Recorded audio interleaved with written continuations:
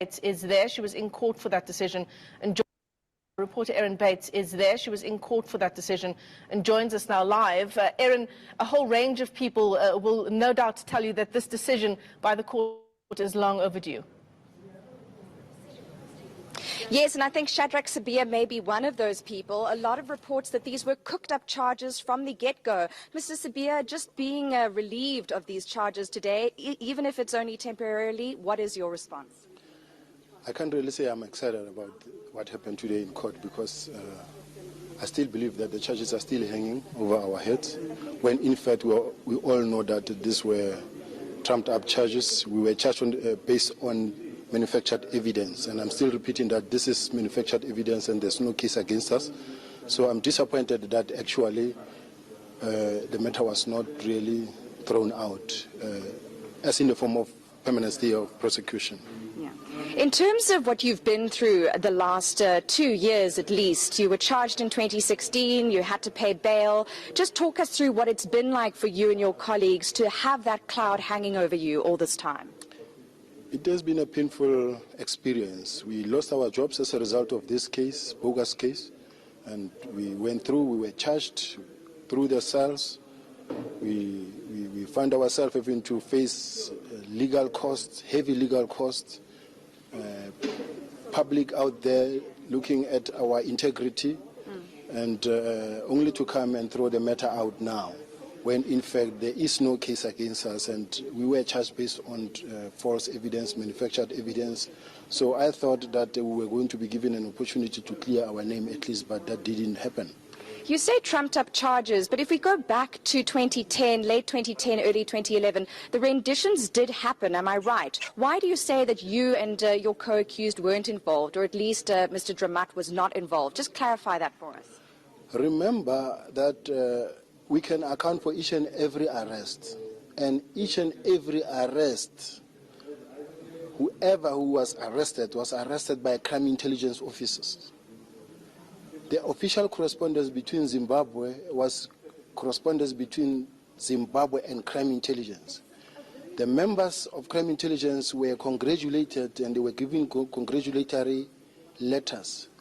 Not even Captain Cowboy Maluleka was involved in the arrest of those individuals. So it is unfortunate that we are the ones who were charged, when in fact we are not even involved altogether. Now, the allegation from some people is that this was all around the fact that Dramat, for example, was looking into Nkandla, that he was investigating dockets of influential political people at a very contested time in South African politics. What's your take on that, and what role do you think Mdluli and Mhlebeza played in that? I can't say much about that part, because this is now involving General Dramat and what he has to say. But in relation to the fact that Mhlebeza was involved in the manufacturing of evidence, yes, I can repeat that. He was involved. I'm sitting with evidence that shows clearly that he was involved in the manufacturing of evidence. He could not have, in fact, been involved in this investigation himself, because remember, he replaced General Dramat, and once the office of General Dramat is under investigation, which means his office was under investigation, there was no way he could actually have taken over the investigation to an extent that he had to go and take or seize the docket from IPIT. It was not his mandate to investigate or to take over investigation from IP. No, it was his mandate to instruct the DPP and take over investigations from the NDPP, or from the DPP giving instructions to the DPP. This is a messed up case. A messed up case. Just lastly, are you thinking of doing any prosecution about your own malicious prosecution in this case on the part of the state? That will happen after consultation with my legal team. As of now, because the matter is still provisionally withdrawn, I don't have much to say about it now. Thank you. Shadrack Sibiya there, one of the two accused who's now been relieved of his charges. I know you have another interview waiting, first on ENCA, following that... Good afternoon, masterminds. Good afternoon on this rainy Sunday evening. It's actually evening now. Afternoon, Jabulo. Can you hear what I said? I said yes. Good evening, Njabulo. Yes, yes. I practice. I will keep on practicing until I get it right. So Njabula, we are here. So Njabula, we are here again. And I don't understand why did you show us that clip? You know, I'm entangled here, and I'm waiting for judgment. So I can you please explain to us why did you show us that clip? All right. Okay. Thank you, Suspect. Good afternoon. As you can see, the sunset on my side. We know now that it's almost 5:16 because it's almost winter. So it's going to be like 17:21. So then we'll know that if it's now in April, sunset around 17:21. If it's around September, thanks to our Google friends, then they told us that the sun set around 18:21. Now, the reason why I showed you the video, Suspect, is that there's a word, there's a set of words there that are being mentioned. Unfair charges, trumped up charges, fabricated evidence, malicious, and so I heard malicious prosecution. Yes, malicious prosecution. Our name in the public is being we've been painted in a bad light, and it could be another malicious intent for us to be prosecuted this way. Now, what Mastermind must remember that who is being accused of trumped up charges here? Who is the DPP that was prosecuting them? Guess what, Suspect? Is Baloyi, Advocate George Baloyi. And this was in the year? 2016, not me say. Because remember, they were charged the first time, and then the charges were provisionally withdrawn. So Baloyi went back to the drawing board and recharged them again. That's when the Vexman report comes to question. This is 2 years after the demise of our soccer player. Yes. But now the incident we've taken away in 2010 of the Zimbabwe. The incident is happened in 2010. But then they were charged by Advocate Baloyi in 2016. Yes. Now what he's saying there, what is clear is that malicious prosecution, trumped up charges, manufactured evidence by the DPP. Wow. Now that is very hard hitting, because now that's a very same person that goes on, and after Vexman reports, then they went on and charged. Real Mastermind must understand these things. We're doing these things so that we can bring context, as well as the clear understanding in terms of how do we end up where we are? Where are we coming from? Yes, because we said we're dealing with the credibility. Yes. So now here we are sitting with a state prosecutor who was previously accused by a senior police officer, not one senior police officer, by two very senior police officers of maliciously prosecuting them, trumping charges up against them. And here we sit with 5 accused persons. None of them is literate, and the same thing is happening, is repeating it. History is repeating itself again. And now we must say that this prosecutor is credible. Yes, we can't. You see, that's the problem now that we have with it. We cannot, because when we start thinking about the same prosecutor, we need now to have to go back and see who was the investigator around it. And because they say that also the people that that also did the arrest, which now they're the only ones who are being prosecuted. It's only the Hawks that is being persecuted by Advocate Baloyi. But they're saying the people who survived this thing was crime intelligence. Now, at the time, crime intelligence, there's few names that that comes across on the Mayowa case that we know of. On the crime intelligence, we know even on the Krecher case, we see the same things. Now, Brigadier Gininda tells us that the solving of the case of Senzo Mayowa was a crime intelligence-driven operation. Yes, he makes mention of Mapena, and then Tanzi introduced to us of another guy of Bongani Yende was there, and then the person that's also introduced the guy that were Chris Belt, a tall guy by the name of Nkos, who's also from Soweto. But what is being introduced here? They introduced to us a group of crime intelligence officials that were party to cracking the Senzo Mayowa case. But then now, when we start going back, it's the same people that may have also been involved in a Ronovan Krecher matter. Yes.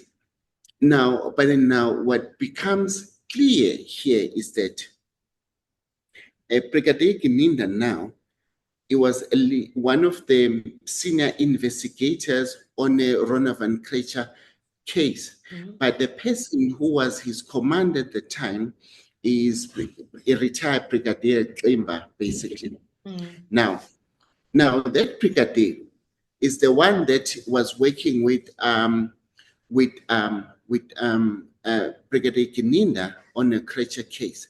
But then Gininda was also working with Mohan as well as Mohola as part of his team on a Ronovan Krecher case. How then do we get to see that? We get to hear about that in an instance when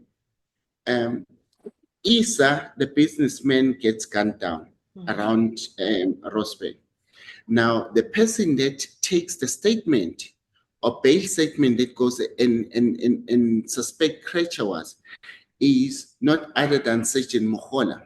Sergeant Mohola gets involved in a Ronovan Krecher, working with the prosecutor of South Gauteng at the time. Guess who was the prosecutor? Was Advocate Gaba, who's currently now in KZN dealing with them with the AKA matter. What we're trying to see here, we're trying to see that these critical cases, we keep on seeing the same actors, but then now in each instant they behave differently. Now on the Senzo Mayowa case, you saw now the General S is now part of the people whom Zungu, whom is seen now as Advocate Baloyi as the one that was trusting Zungu's evidence.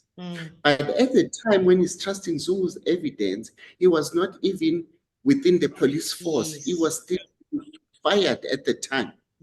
Now, how then is it possible that Zungu introduce a person who is currently not in police force to deal with the sensitive investigation?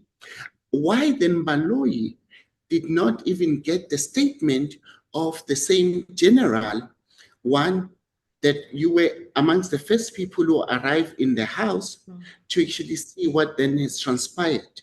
You're the one that witnessed, and you went on record on the Netflix documentary and say that you've witnessed that the crime scene was contaminated. Now, that alone suspect. It puts us to a situation now of trying to get to saying, wait a minute, could it be that Baloyi and Gininda will have had ulterior motives around the General Sibiya? I'm saying that because we know that through the investigation that is being led by Brigadier Gininda and Baloyi, because Gininda tells us that this investigation is prosecutorial driven. Now, they talk about the number of General Sibiya being found in the police cell. They link the number of General Sibiya to accused number one, which is Moses Sibiya. Now, when you start now to try and make sense of these things, it's like, where are we in this thing? Who else are the people that are in this case that may have actually forgotten themselves? Because suspect, sorry to interject, we have posted things and we've asked people on our comments to give us information, to respond to us. Then another person suspected come back to us and says, no, guys. Brigadier Gininda also has been involved in other cases that relates to taxi violence. And we may have heard him testifying that he doesn't know the peace officer, which is Mboto. Now, Mboto is a peace officer that took the confession from accused number 1, which is Moses Sibia. Now, do you see how then is important about the Sibia part? Because Sibia now, the same guy that his number appears to be linked with the same number of General Sibia, the iPhone 6. My mind is rising. Does it mean there might be a possibility of another case of trumped up charges against the general because he went on Netflix documentary and said, when I arrived at the crime scene, it was tempted. It was, Yes. if I can remember correctly, he said it was trampled already. Yes. And Yes. I didn't find a... Yes. Now you see that, because now all these things happens in 2019. When we look at Zungu's evidence, it's 2019, and this general is still being fired from the police. So they could do anything. The investigation that we want to do based on him, the number of Spear now finding this thing now. That is why now I always say it's a cooking gone wrong that now. Accused number 1 just happened to be Sibia. Now it gets to be free. The assets and the numbers that are allocated to him are the numbers that both Gininda, Baloyi, and Stein, they know that those numbers belong to General Sibia. But then now, because now it appears as if now suspect, Gininda may have had a selective amnesia. I may remind him because now people have showed me something that Gininda now, remember I said Gininda knows Mchiako before. He may have forgotten. Now I can tell you what suspect without, because I had requested for this information because I needed masterminds to actually to have this thing. I can tell you what that Gininda may have forgotten. He must go back to court tomorrow on Tuesday and tell Judge Wrighton says, I may have said that I may have not worked before with Mboto. Because he said when Mohola, remember, Spear gets arrested on the 31st of May. Now, Sergeant Mohola says, Sibia said he wanted to talk. That's what Mohola says. He says he wanted Oyuluga. He wants to confess on what happened on the Mewa case. Guess what happens? Sergeant Mohola says, no, I must call the brigadier that we have new information that this person needs to phone. Brigadier left everything that he was doing. He rushed through to Vosloorus. He says, let's meet at the police station. Because it was already late, the brigadier says he was going through the numbers. He could not find anyone that he could do. He can't remember how he got the number of another colonel, which is Colonel Mhlanganyelwa Mboto. This colonel, he phoned, he was busy, was around in Randburg. He said they can meet around where? In Deep Kloof in Soweto. But guess what? The case that is in question, suspect, is case number 26712 of 2013. It's a Cleveland case. You see now again, Cleveland police station comes through. Let me see, suspect, if I can try and share this thing, because I got this information. The minute when I got this information, I wanted to actually say, oh my goodness, what did I do? Yeah. Oh, Lord. Suspect. I think I may have done something here. I can. Okay. Yo, yes, I think I've tried to share with my details in there. Are we gonna be able to hide that information? We can blur it out. We can try and blur it Yes. out. Mm. Yes. So so what I'm gonna do is let me try again to see if I can share. Let me open the document. I'm gonna go back to my screen. I'm gonna try and share. Let me just try and share that. Here you go. Now, says Pat, can you see my screen? I can see your screen, yes. Yes, this is the confession on a particular person. This is a Shabalala guy. But then you see, this is the person now. It's I Warrant can Officer see, Mboto, Colonel Mboto, Mboto. that took the confession. And he Now- took the confession of Hlengani Shabalala.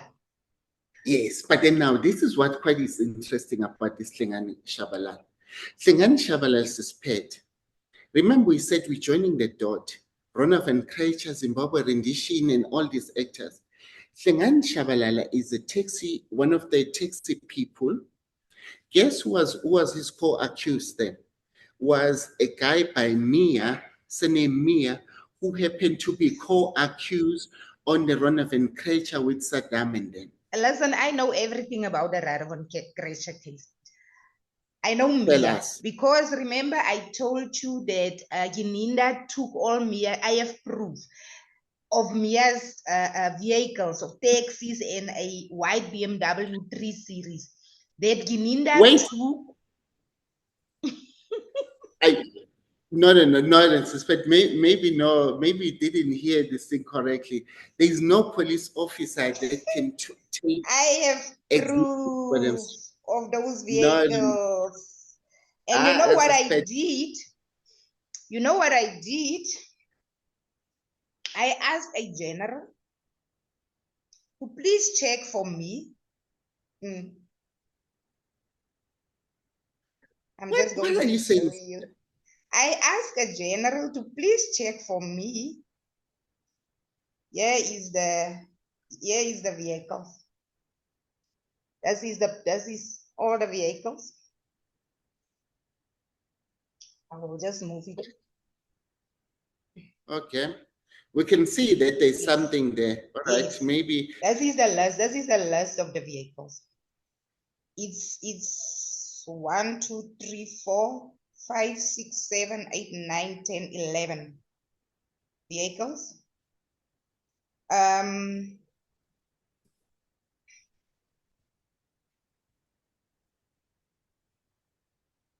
This is the list of vehicles. Brigadier Gininda. These vehicles, remember Mia was a taxi owner. So when he was arrested, Brigadier Gininda took all those vehicles. No one knows where is the vehicles because it was never booked in the SAP 13. So no one knows where are those vehicles. So I asked the general about 2 to 3 weeks ago when I got this information to say, General, can you please assist me and check for me? Have these vehicles in the docket, in the Radovan Kruger docket and the EZ, have these vehicles been booked in anyway? Yes. All right. So now, so maybe that probably will hear from you at the later stage. Maybe this could have mean that maybe this information may have been booked somewhere, or maybe something like.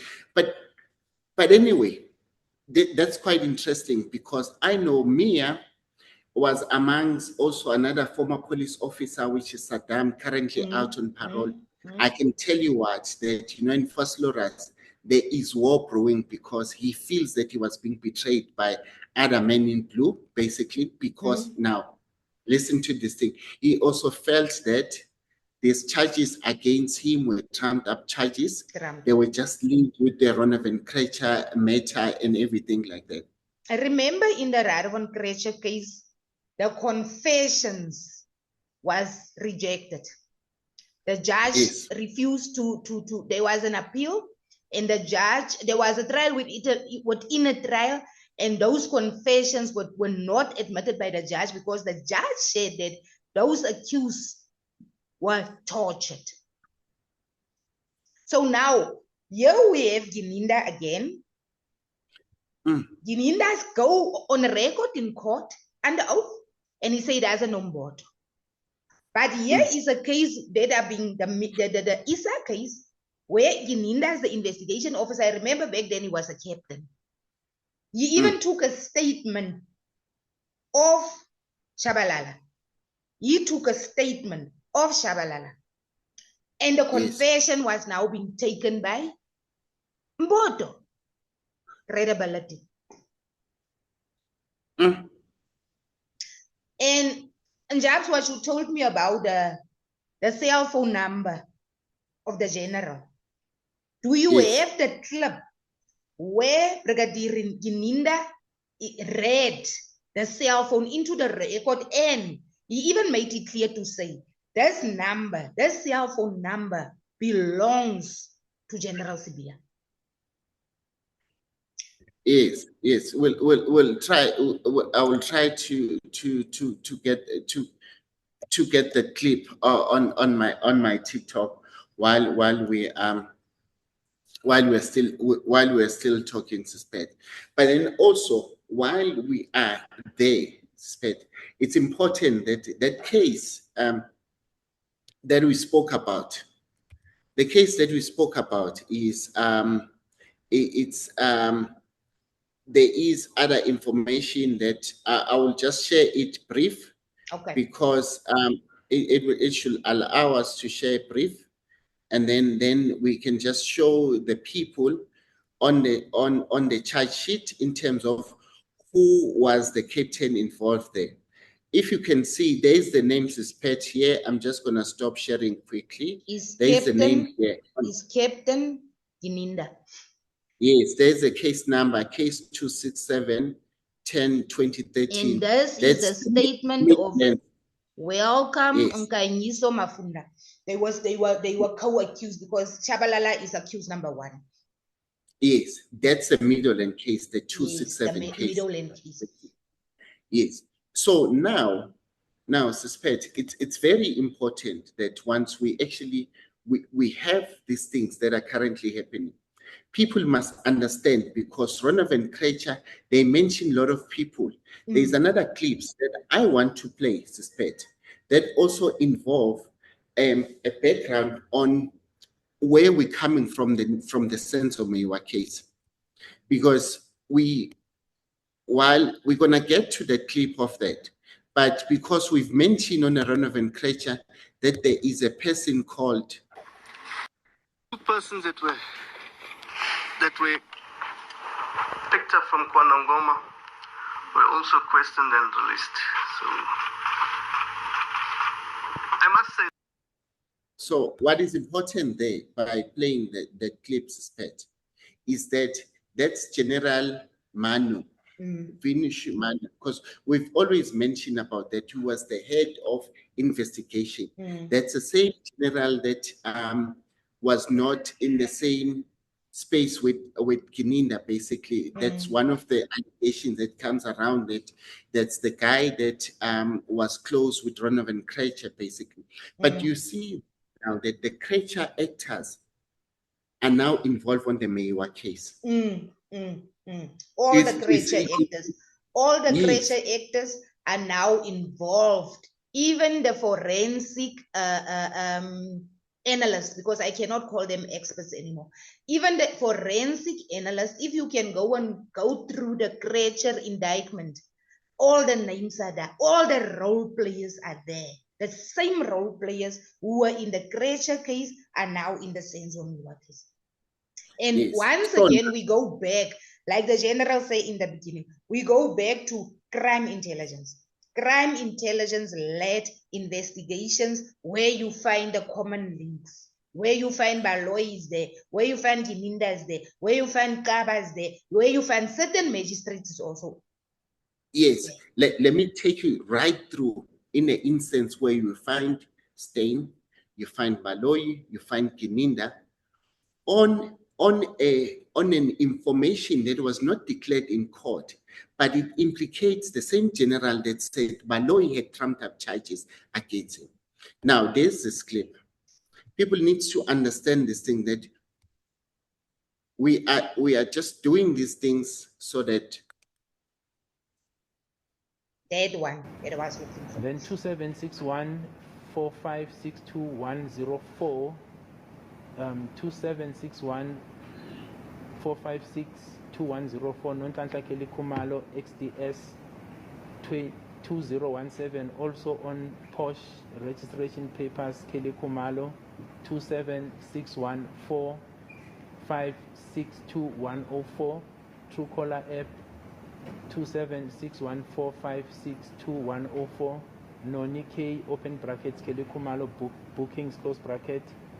Then it says check Rika information following links to this number is babe 27814839880 Silo Twala open bracket Truecaller Silo Chico Twala close bracket 277850281113 Sibia open bracket Truecaller General Sibia secret close bracket 277270888175 Silo Twala at Chico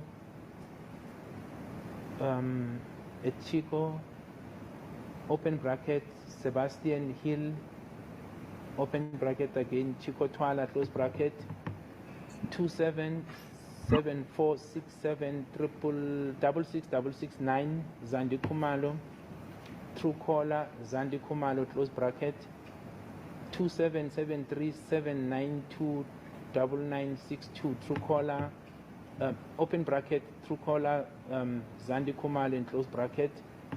Then it's 2783968778 Precious and Mampri, looks like Mampri Malot open bracket Truecaller Precious Tlau close bracket Tumelo Owen Kujane 277350888099 open bracket Truecaller Tumelo Kujane close bracket. The friend of Kelly before and after the murder. Number is still in use by Kelly because common links as follows. Common links between all the numbers, musical linkages to prove the following attached section 205.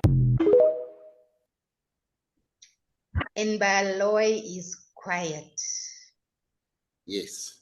Now, what is important, this is that Nisi is busy questioning Brigadier Gininda on the links associated with the phones. Because they're saying, but the phone of number 3, why are you creating link? Because the link says it's a phone of number 3 that is on the center of everything. Now, then Gininda says, no, I'm not fabricating these things. I got this information from Steyn.